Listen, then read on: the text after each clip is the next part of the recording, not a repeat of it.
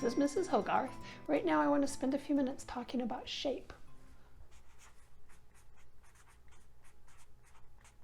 So hopefully you've looked at line already.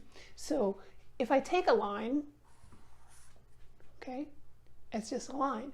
But as soon as I close it, it becomes a shape. So a shape is an enclosed area. An enclosed area. It's anything that's enclosed.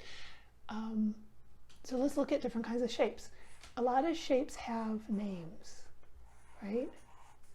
And they're kind of mathematical, right? So we have rectangle,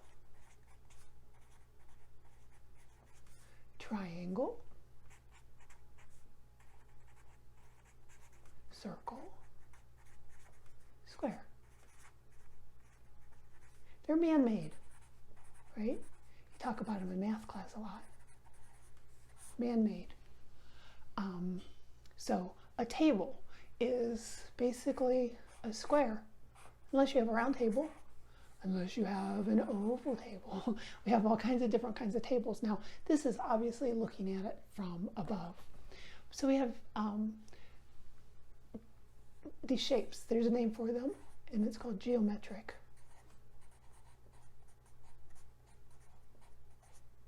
You talk a lot about geometric shapes in geometry class. Geometry, right? See it there?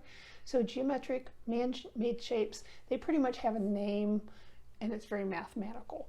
Now, shapes that you find in nature, like my hand, or leaves, or a tree, or a piece of grass, or an animal, okay? They're called organic shapes.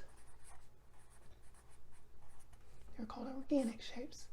So we have two different kinds of shapes that we've talked about so far, organic and geometric. Now, organic shapes can be just more blobby, right? Or it can be a combination. Look at that. These are things you find in nature, okay? So an organic shape is not a geometric, very different. Then you have irregular shapes, and that's kind of more what this is, where I've combined the organic and the geometric.